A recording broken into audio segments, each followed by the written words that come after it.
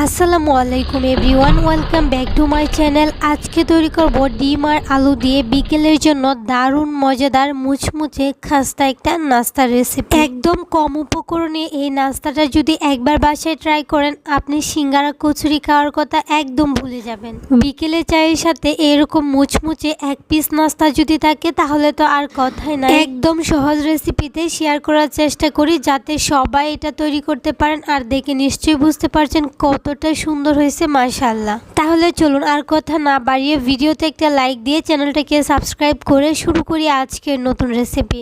প্রথমে একটা মিক্সিং বলে আমি 2 কাপ আটা নিয়েছি। এখানে প্যাকেটের আটাটা নিয়েছি, চাইলে ময়দাও নিতে পারেন। দিয়ে দিচ্ছি হাফ চা চামচ লবণ আর সেই সাথে 2 টেবিল চামচ দিয়ে দিচ্ছি রেগুলার রান্না করা তেল। এখন এই শুকনো উপকরণগুলো কিছুটা সময় নিয়ে ভালোভাবে মেখে নিব।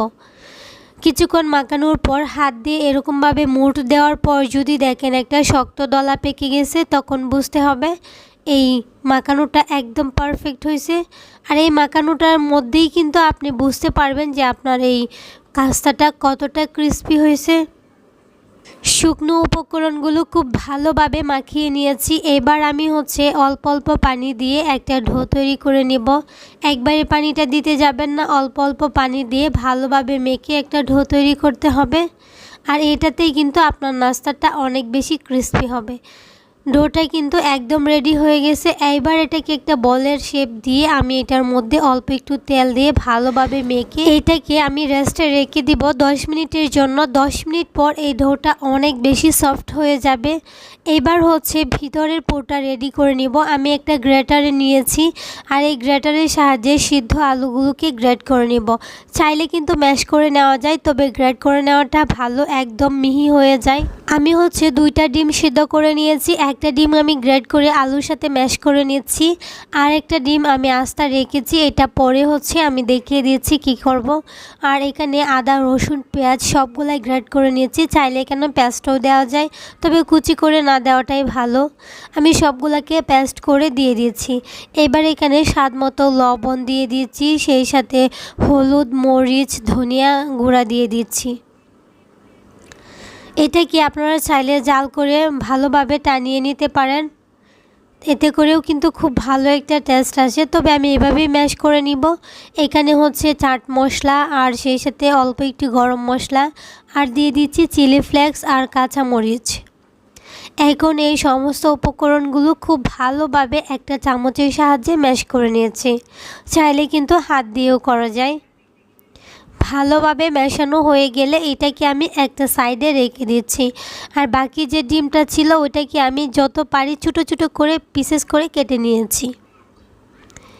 আপনারা চাইলে এটা থেকে 3টা 4টাও করতে পারেন, তবে আমি একটু বেশি করেছি। এটাকে একটা সাইডে রেখে দিয়েছি। এবার এই ডোটাকে আবারও কিছুটা সময় ময়ান করে নিয়েছি। আবার এটা থেকে লেজিও কেটে নিচ্ছি। আমি ছোটো ছোটো করে কয়েকটা লেজি কেটে নিয়ে একটা লেজি এরকমভাবে হাতে নিয়ে বলের শেপ দিয়ে একটা বোর্ডের উপর নিয়ে অল্প একটু ময়দা দিয়ে একটা রুটি তৈরি করে নিব। এই রুটিটা কিন্তু এত বড় হবে না, একটা ছোটো টাইপের রুটি, মানে আমরা যেরকম রুটি নর্মালি খাই তার থেকে আর একটু ছোটো হবে। আর রুটিটা আমার তৈরি করা হয়ে গেছে। আঁকা বাঁকা এবড়ো তেবড়ো হলে কোনো সমস্যা নাই। দেখেন রুটিটা কিন্তু একদম রেডি। এবার আমি এর মাঝখানে আগে থেকে যে পুরটা রেডি করে রেখেছিলাম ওইখান থেকে অল্প পুর দিয়ে দিচ্ছি। আমি পুরটাকে এভাবে বলের শেপ দিয়ে ভাগ করে নিয়েছি। এখন একটা ভাগ দিয়ে আমি উপরেই যে ডিমটা কেটে নিয়েছি একটা লেয়ার দিয়ে দিয়েছি। একটা নাইফ দিয়ে এই রুটির সাইডগুলো এইভাবে কেটে নিচ্ছি।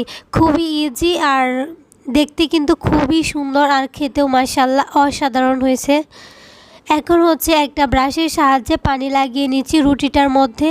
এতে করে রুটির যে লেয়ারগুলো আছে খুব সুন্দরভাবে সিল হয়ে যাবে একসাথে। আর যখন আপনি এগুলাকে ভেজে নেবেন তখন কিন্তু এগুলা ছুটে যাবে না, ভিতর থেকে পুরোটা কোনোভাবেই বের হবে না। তারপরে একটা একটা লেয়ার এভাবে দিয়ে দিচ্ছি। এটা খুবই ইজি, আপনারা দেখেই বুঝে নেবেন, বলে বোঝানোর কিছু নাই। খুব সহজেই কিন্তু এই নাস্তাটা তৈরি করতে পারেন। একঘেয়েমি নাস্তা না খেয়ে মাঝে মধ্যে একটু ভিন্ন কিছু তৈরি করলে খেতে কিন্তু অনেক বেশি ভালো লাগে। একটা নাস্তা তো তৈরি করে নিয়েছি, আপনাদের বোঝার সুবিধার্থে আমি আরেকটা তৈরি করে দেখাচ্ছি। প্রথমে একটা মিডিয়াম সাইজের রুটি তৈরি করে তার মাঝখানে হচ্ছে আলুর পুর, তার উপরে আরেকটা ডিম দিয়ে একটা ছুরির সাহায্যে এভাবে সাইডগুলো রুটি কেটে নিয়েছি। তারপর একটা লেয়ার এভাবে দিয়ে তৈরি করে নিয়েছি। ব্যাস সবগুলো নাস্তা কিন্তু রেডি। এবার চুলায় একটা কড়াইয়ে পর্যাপ্ত তেল গরম করে একটা করে নাস্তা দিয়ে দিয়েছি। আমি কয়েকটা ব্যাচে এই নাস্তাগুলো ভেজে নিয়েছি। নাস্তাগুলো মিডিয়াম আঁচে সুন্দর একটা গোল্ডেন ব্রাউন কালার করে ভেজে নিতে হবে। নাস্তাগুলো আমি একটু সময় নিয়ে খুব সুন্দর গোল্ডেন একটা ব্রাউন কালার করে ভেজে নিয়েছি।